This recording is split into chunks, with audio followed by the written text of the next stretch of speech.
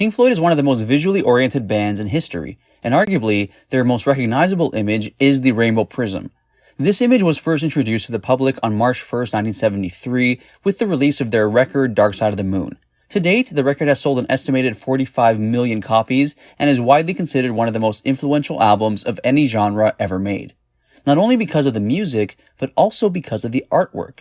The story behind the Rainbow Prism is an interesting one, and I'm going to read to you something that I came across regarding one of the designers of the image. But before I do that, I want to give a little bit of an overview as to how this image came to fruition. In my opinion, one of the things that really speaks to the strength of this album cover is that you instantly know it's Pink Floyd without even the words Pink Floyd being written on it. Pink Floyd's three previous records, Obscured by Clouds, Metal, and Atom Heart Mother, also didn't have any text. Nowhere on the album covers did it say Pink Floyd, which didn't necessarily sit well with the band's label.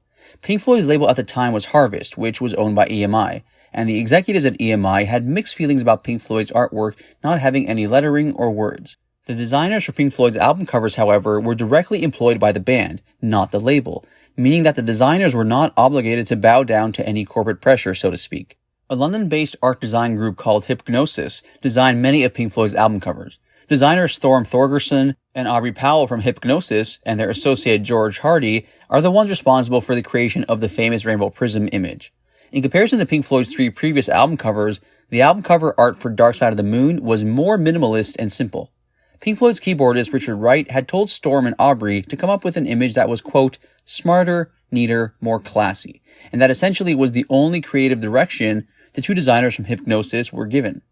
One night, while brainstorming ideas for the album artwork, Thorgerson showed Powell a black and white photograph of a prison with a color beam projected through it.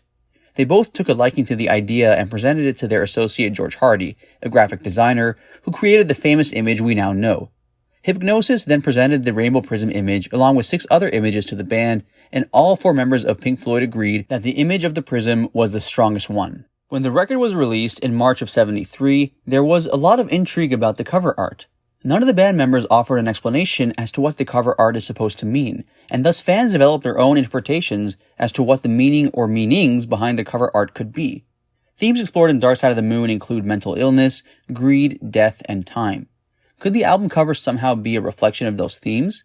Up to this point in time, there has never been a definitive explanation offered by the band as to what the image stands for, and that mystery is partly what adds to the fame of the image. When the album was released, it was an immediate commercial and critical success, the iconic artwork certainly contributing to its success.